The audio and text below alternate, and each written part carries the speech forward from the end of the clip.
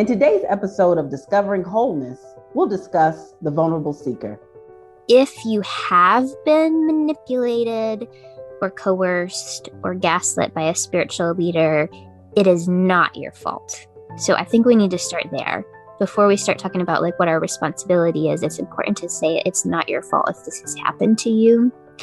I remember, working through with my therapist, some of the guilt and shame I felt around the fact that I had sort of let myself be a part of this abusive dynamic in my marriage, right? And she explained it to me this way. She said, it's really not your job to know if someone is going to rob you. It's their job not to steal. Season 1 of Discovering Wholeness is sponsored by the Hayden Institute.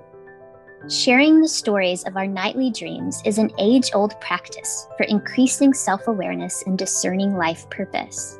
The Hayden Institute offers a 2-year certification course in dreamwork training, a valuable tool for spiritual directors, therapists, clergy, and others who wish to enhance their practice and deepen their work.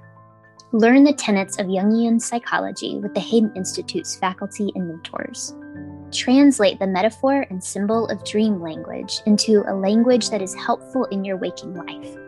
Learn more at haydeninstitute.com. Welcome to Discovering Wholeness, a podcast for any human practicing being, for healing trauma and unearthing self. I'm Kyndra Frazier. I'm Gillian Drader. And I'm Kyndall Rothaus. We are your hosts, and we invite you to join us as we peel back the layers of trauma and discover our innate wholeness.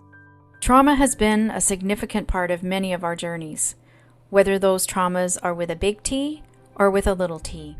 We gather each week to discuss trauma, spirituality, and staying grounded as we heal ourselves and walk alongside those who are healing. We are so glad you've joined us. You can participate in the larger conversation with us on Instagram and Facebook at Discovering Wholeness Podcast.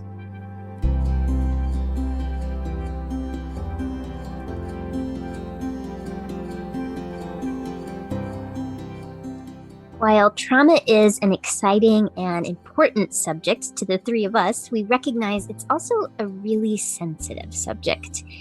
And it's possible that listening to these episodes could stir up big feelings, intense feelings. And that's why we invite you to join us in a grounding exercise at the beginning, middle, and ending of each episode.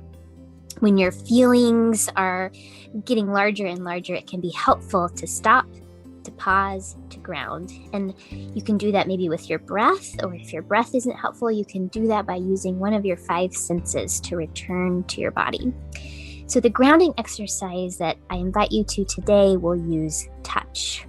So I invite you to simply take your hands and massage them together, placing some pressure into your palms, using some pressure on each of your fingers. And as you do this gentle hand massage, continue to breathe in and out, breathing in and out, feeling your fingers and your palms, squeezing them together, breathing in and out.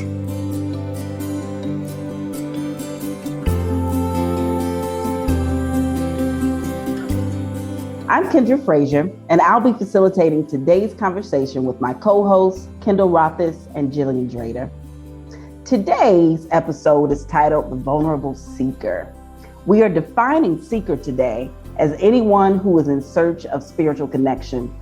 The construct of religion exists because the world is made up, I believe, of seekers.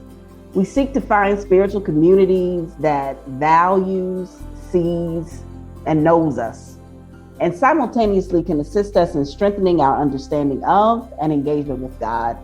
I believe most seekers also hold an expectation that this spiritual community will always serve and build relationships from a place of health and wholeness. Gillian and Kyndall, I'm wondering if you all would name yourselves as seekers, And if so, how has being a seeker been a gift and a challenge? That's such a great question, Kyndra. And I've been sitting with that, knowing that we were going to be discussing this today and thinking about what did that mean to me to be a seeker. And what came to me was looking back that even as a teenager, I was looking for a connection to God. I didn't really know what that meant back then. I was also looking for connection to some kind of community. And none of that was coming from a place of really understanding or what you would say was healthy. It was coming from a place of need because my family was breaking apart. I was really struggling in my own self and who I was and all of those questions. So I think I've always had this pull to wanting a connection to God, but didn't have a language for it for a long time. And that's been the journey of now coming to this place of recognizing how important this conversation is, because so much of my seeking was done from a not healthy place and didn't necessarily attach to other healthy people. Yeah, thank you, Gillian. I would say I'm definitely a seeker in the way that you defined it, Kyndra. I think you described a seeker as anyone in search of spiritual connection. And I mean, I've always had this longing for spiritual connection, like connection with myself, connection with God, a higher power, spiritual connection with other people for as long as I can remember. It's always been the driving force in my life. And I love that about myself. I think it has made my life richer and deeper, and all the years of searching has produced valuable insights along the way. I think one of the challenges of being a seeker that you were sort of alluding to, Kyndra, is this sort of expectation that I've often had that, this expectation on my search that the people I encounter who seem spiritual or claim to know God will be good people with my best intentions at heart, and that they won't pass along things that would be harmful to me. And of course, I've discovered over and over again that isn't true, that I do have to be careful and discerning.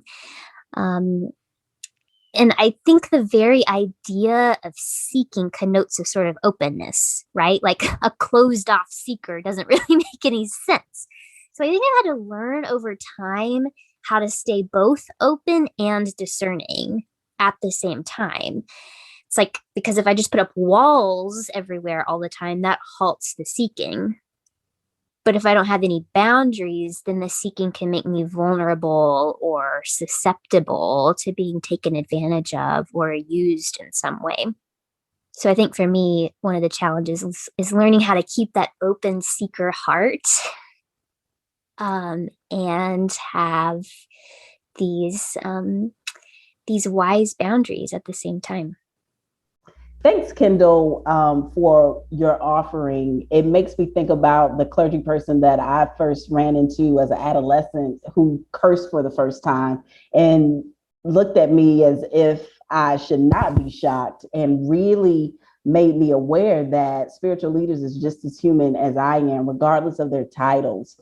When I'm thinking about the humanity that we all stand in and live in, despite what our titles are, I'm thinking about what's in the community and what's in the church. I think the same thing that's in the community is also in our spiritual spaces. So I'm thinking about those who have experienced emotional neglect or abandonment and different abuses coming into spiritual spaces.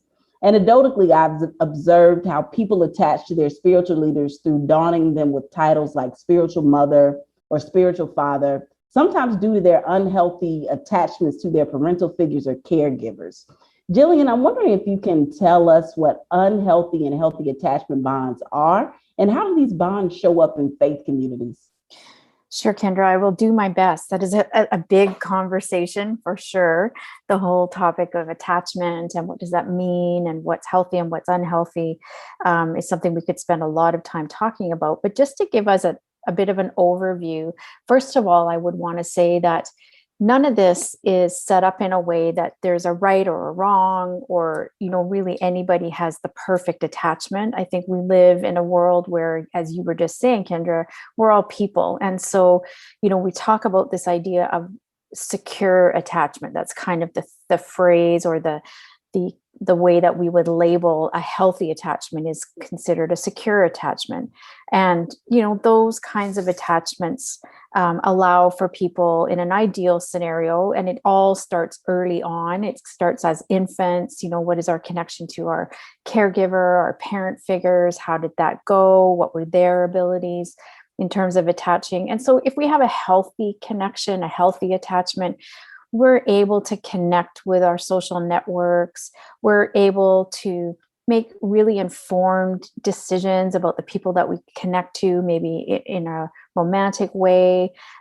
We can have healthy boundaries. We know what boundaries are. I know where I end and where you start, and I can say no to things. And I have thoughts patterns and make decisions on my own without always having to make it about the other person. So there's lots of things about secure attachment that are about sort of what we think of I think boundaries is a really great way to look at that. How do we know when we're feeling, we're in a secure attachment, is that I can just be me and I can say no to things, and I'm not afraid or worried about what the other person's going to think. And then there are what are being considered then less healthy attachments. And they show up in different kinds of ways, and they have certain names. And if people want to research these, I'll definitely include some more detailed information in our show notes, because again, this could take up a lot of time. But when we get into what I think I see in our spiritual spaces a lot is what would be considered, and it's called an anxious preoccupied attachment. And this is a situation where an individual would attach to somebody and really allow that person to kind of take more control of my decisions, or like really just trust and believe, a little bit like you were saying, Kyndall, that this other person has my best interest. They know better than me. I have to do what they say, because if I don't, they're going to reject me. And with attachment, it's all about like that need to connect.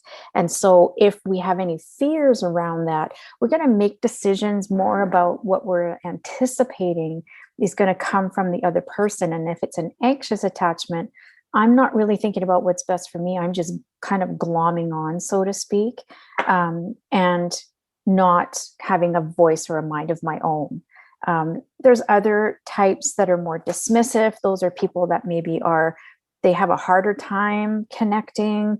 They're very independent. So they might have a hard time connecting in, say, a home group, or in a spiritual setting where they're being invited to connect to others or share about themselves.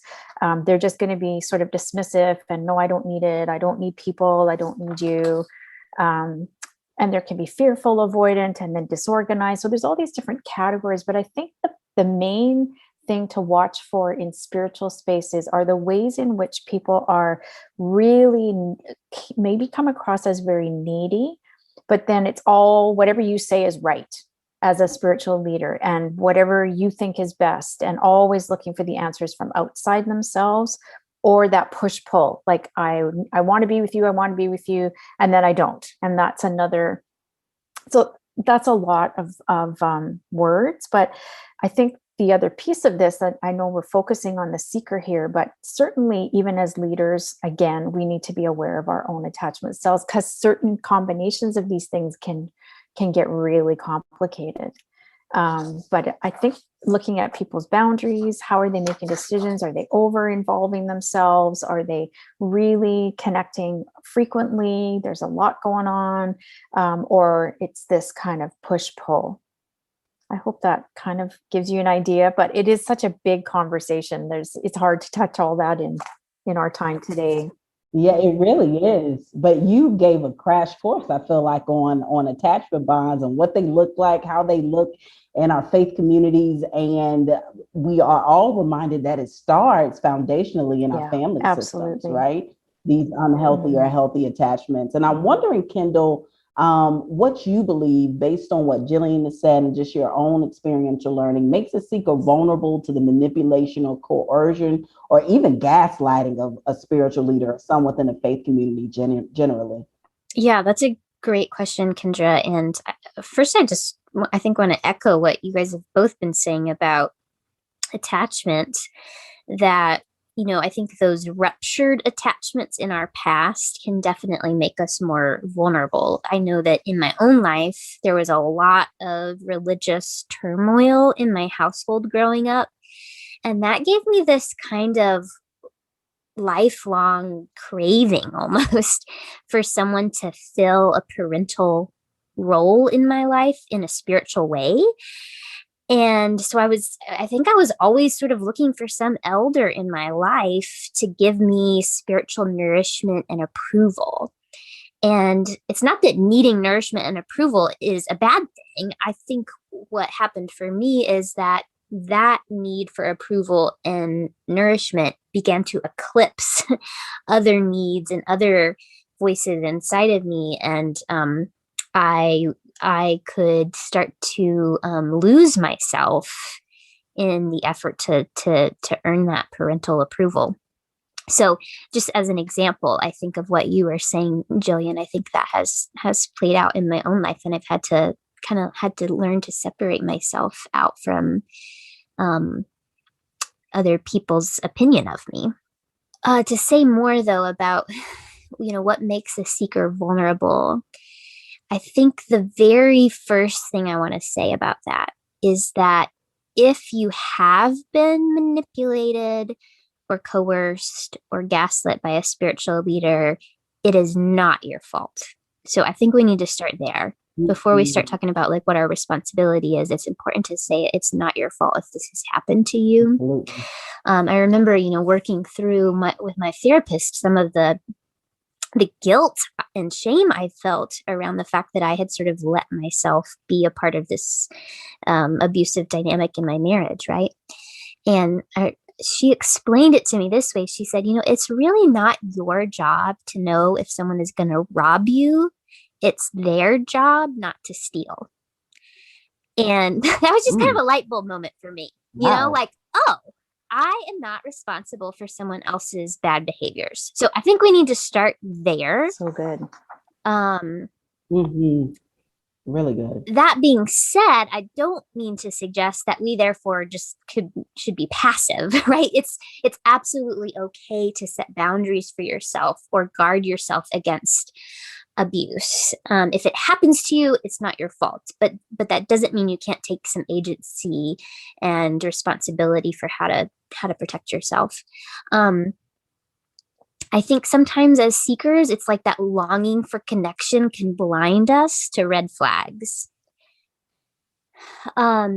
So when I think about, okay, well, what makes us extra susceptible, to harm being done? And there's a couple of things that come to mind for me in terms of, whether I'm listening to my gut instincts, right? So if I am shutting down my gut responses, my gut reactions, that makes me more vulnerable. Whereas when I'm listening and observing and letting my instincts have a voice, that makes me a little bit more secure. I also think that a couple other things came to mind for me. One is that having other people outside of one group of people that you're getting feedback from. So if a spiritual leader ever encourages you or tells you not to talk to people outside of them or outside of the group, that is a huge, huge red flag, in my opinion. Because if they're telling you who not to talk to, they are trying to control you and take away your agency and your right to think for yourself and form your own connections and decisions. So if you're finding yourself isolated from other influences, other voices, other community, that makes you especially vulnerable, I think, to manipulation because there's not anything to balance out maybe the power that particular leader or faith group has over you. Those are just a few of the things that come to mind. I'm sure there are many more we could mention. Wow, we can end the show right here, right now. You heard it. We are not responsible for other people's bad behavior. You dropped so many gems, Kyndall. And one of the things that I am thinking about when you use the term elder and how oftentimes we're looking for external validation from elders. And I just want to say, for me, just because you're older than me doesn't make you my elder. Mm-hmm. There are certain things and certain ways that you have to show up in order to earn the title of elder for me.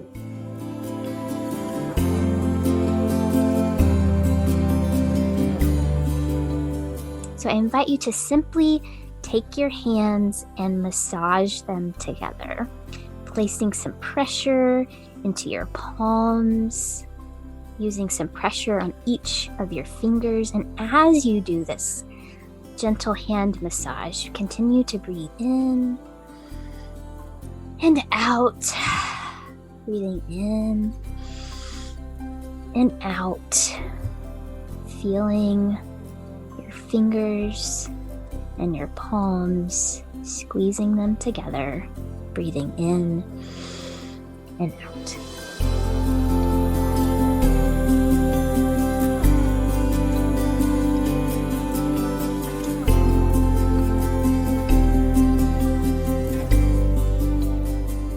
Are you a woman in ministry and looking for wholehearted connection with peers? Ones who get the ups and downs of vocational life? At Root, Grow, Thrive, nourish your soul with retreats, group spiritual direction, workshops, and more. Get inclusive, embodied, trauma-informed care. Root, Grow, and Thrive at rootgrowthrive.com.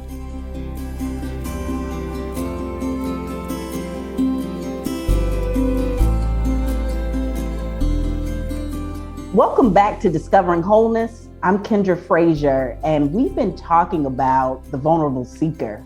We've been talking about emotional abuse and gaslighting. Gillian, I'm wondering if you can add some meaning to some of these words, just in case our audience is hearing them for the first time.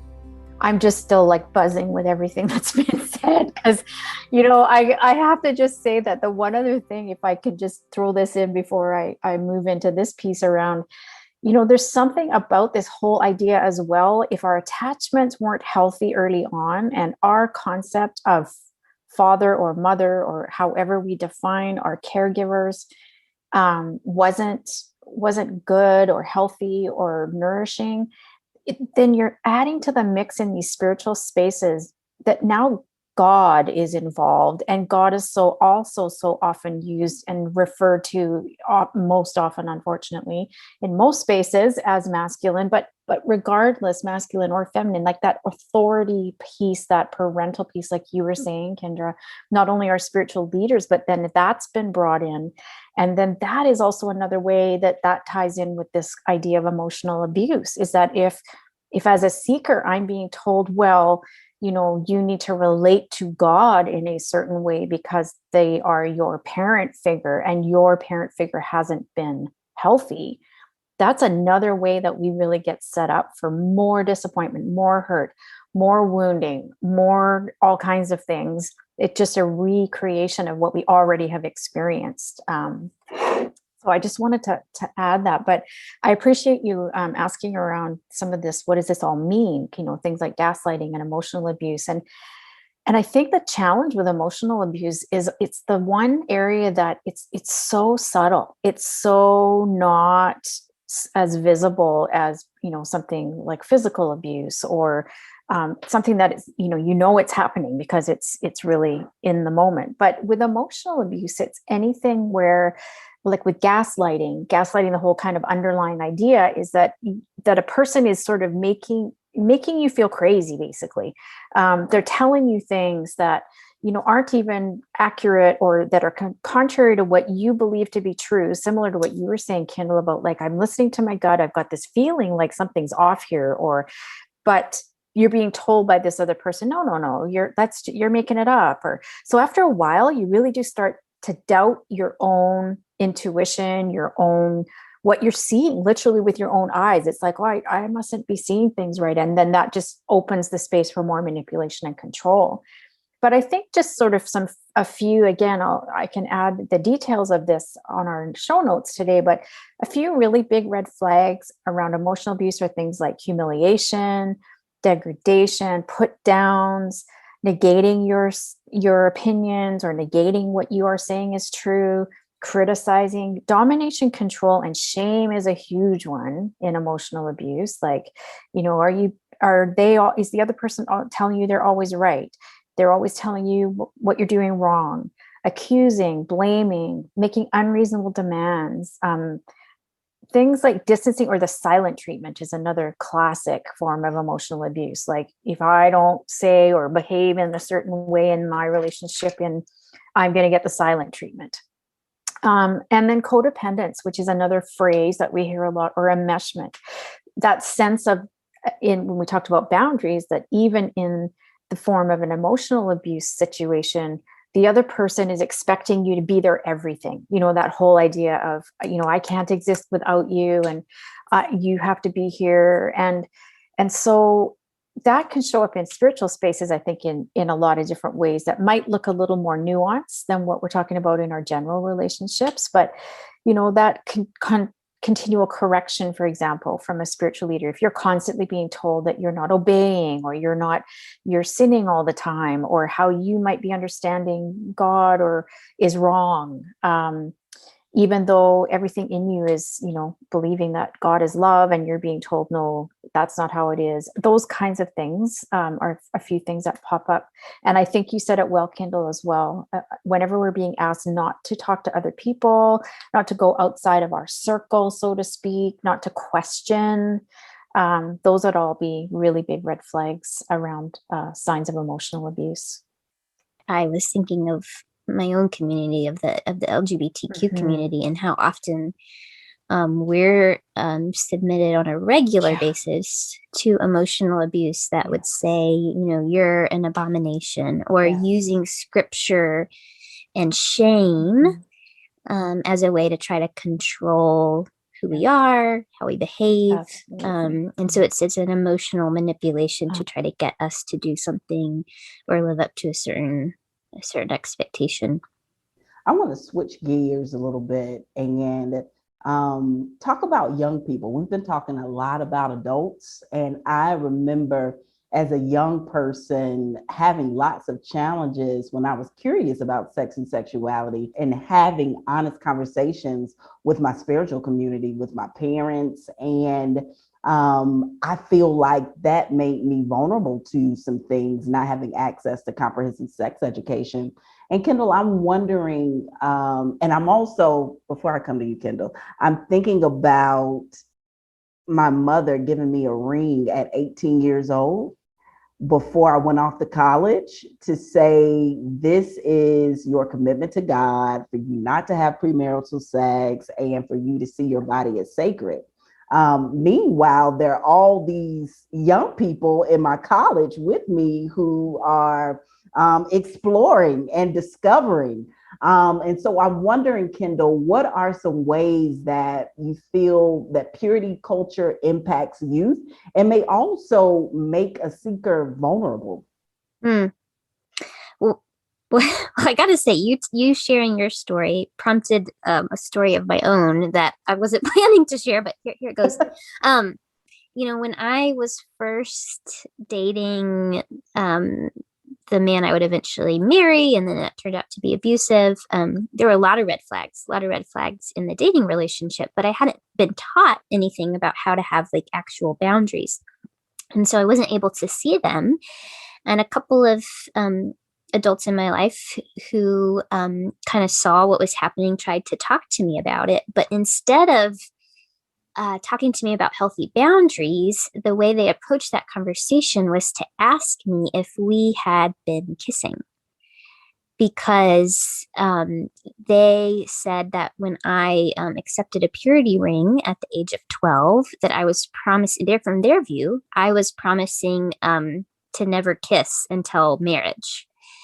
And so here I am, I'm 19 or 20 years old at this point, and feeling very, very shamed for kissing someone that I was dating, So instead of being empowered to stand my ground and have boundaries with this person who was clearly not respecting me well, I felt that I was somehow doing something wrong. And so it was like that, that whole purity culture way of talking just totally skewed a conversation that I probably really needed someone to have with me. But it wasn't, what came out was not what I needed.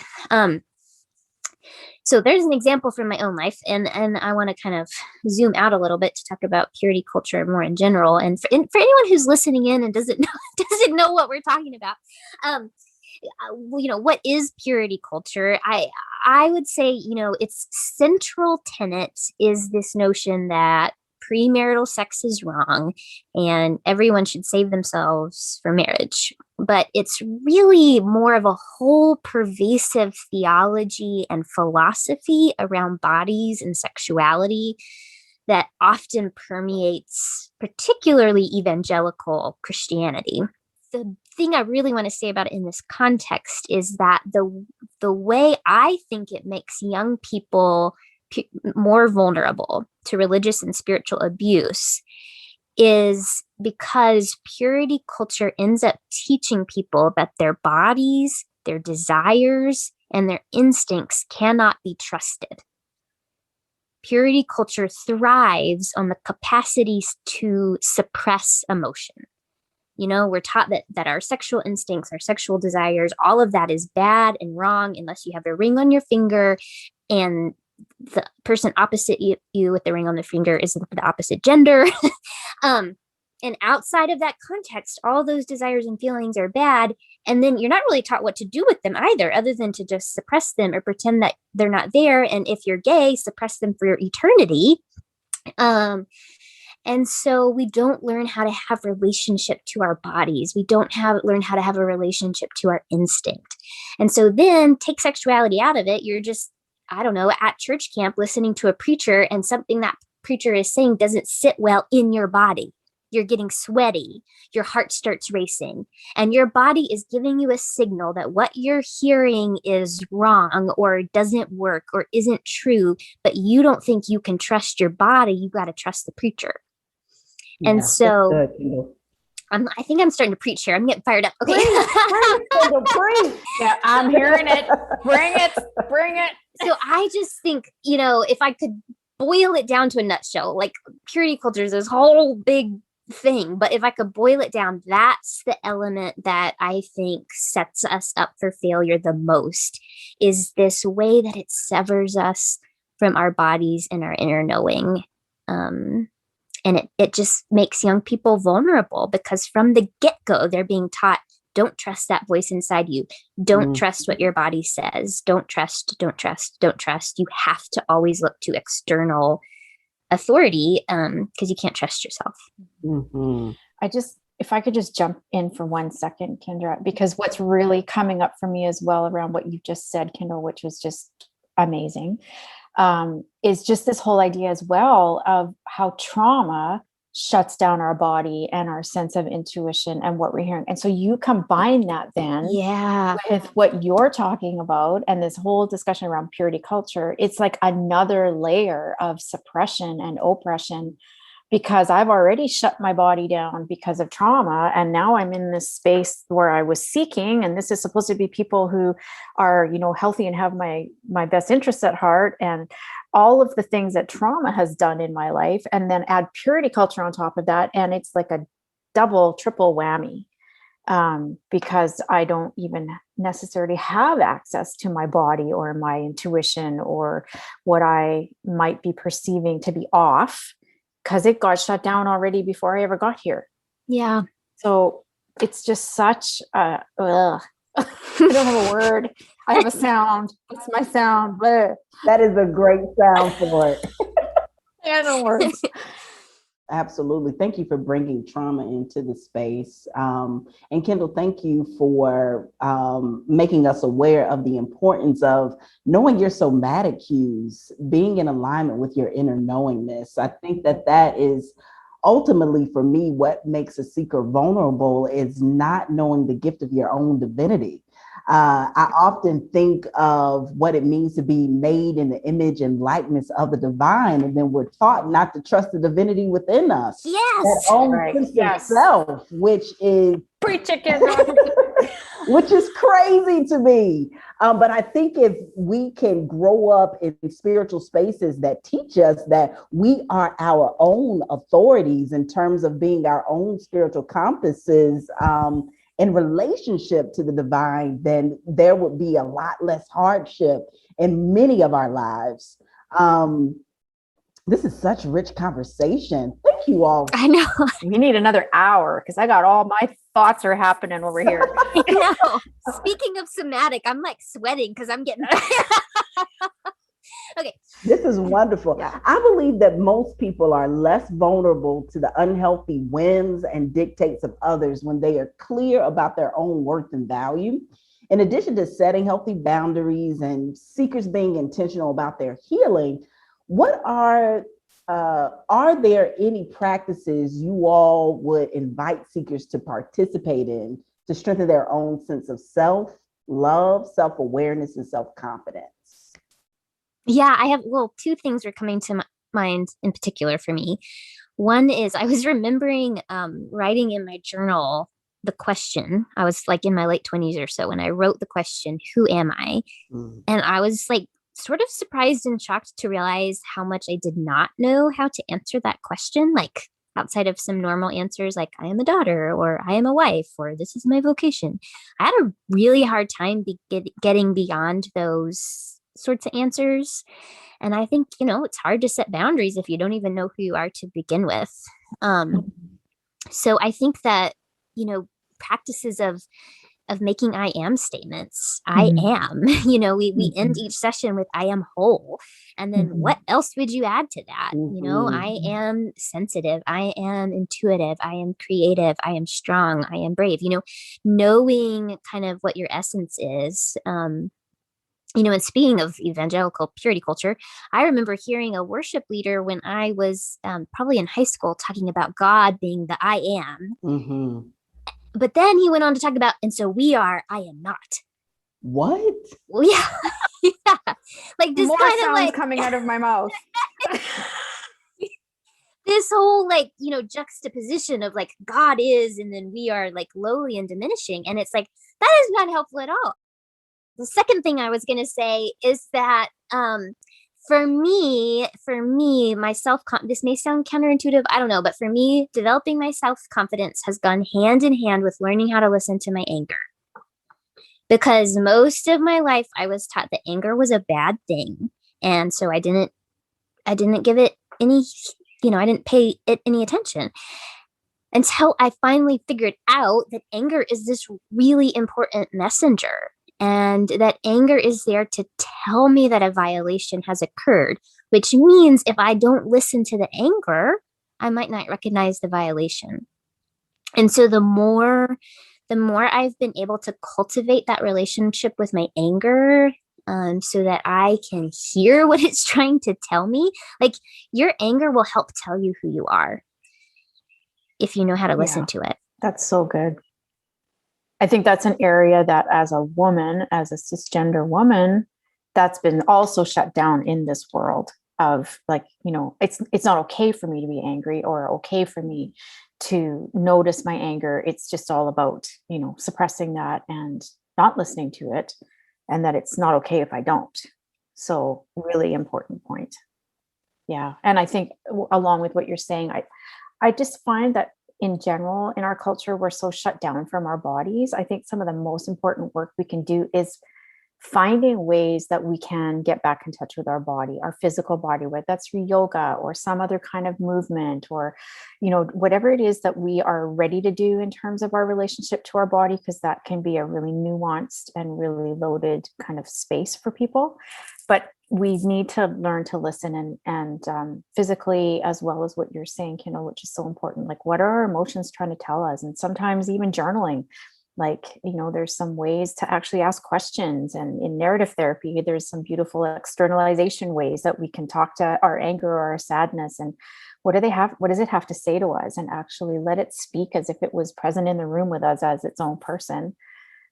definitely. But yeah, I think just as much of those kinds of connecting to ourselves and our inner truth, that divine within us, as you said, Kyndra, so beautifully, like that's where the answers are. Like, and giving ourselves permission to trust that again is a long process for some, but it's vital if we're not going to just get pulled in again to more unhealthy connections and unhealthy ways of thinking or being. Mm-hmm. Absolutely. I agree with what both of you have said. One of the things that I would add is for people to really integrate ritual into their day-to-day living as a sacred practice of honoring yourself and honoring the community that you exist within. And what I mean by ritual, it can look a myriad of different ways. I know I used to have a ritual when I was a chaplain working in a hospital. And every time I would leave a patient's room, I would wash my hands with intentional prayers as I was washing, to release whatever I picked up, to take back whatever could possibly be left in the person's room from me that was not healthy. Another ritual that I practice, and I've talked about this before, is ancestral veneration, lighting a candle at my ancestral shrine to remind me that I don't do this work alone. Because so often as seekers, it can become hard to remember that we are not isolated islands, that we can be vulnerable with people and reach out to people regardless of how we've been hurt before. But I think remembering that there is an unseen spiritual community that we can tap into, of the people whose backs and shoulders that we stand upon, is really helpful just for my own peace of mind and awareness. This has been such a rich conversation that Gillian, myself, and Kyndall have had on the vulnerable seeker, what it looks like, how we protect ourselves and set healthy boundaries. We talked about emotional abuse and how that shows up in church spaces and spiritual spaces in general. For those that have been listening, if this conversation has touched you in any way, or things are coming up for you as we've talked about this very sensitive topic, please know that you have several resources that are at your disposal that will also be in our show notes, of resources that you can reach out to take care of yourself. We know that this information is good information, but it can also be challenging information. So we want to invite you to make sure that you're taking care of you. So with all that we've talked about today and all that may have come up as we close this episode and in this moment, we invite you to place your right hand over your heart, to remind yourself and to say out loud, I am whole.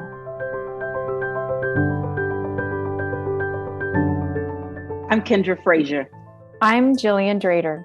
And I'm Kyndall Rothaus.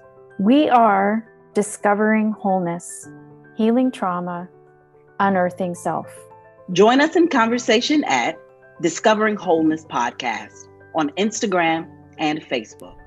Also at Discovering Wholeness Podcast, you can reach out to each of the hosts and also find out more about our practices. Discovering Wholeness is produced in partnership with Good Faith Media. Learn more at goodfaithmedia.org. If you are in crisis and need help in the United States, please call the National Suicide Prevention Lifeline at 1-800-273-TALK. That's 1-800-273-8255. In Canada, call the Centre for Suicide Prevention at 1-833-456-4566. That's 1-833-456-4566. You can also use the crisis text line from either country by texting the word home to 741-741. That's home, HOME, to 741-741 to access a crisis counselor 24 hours a day, 7 days a week.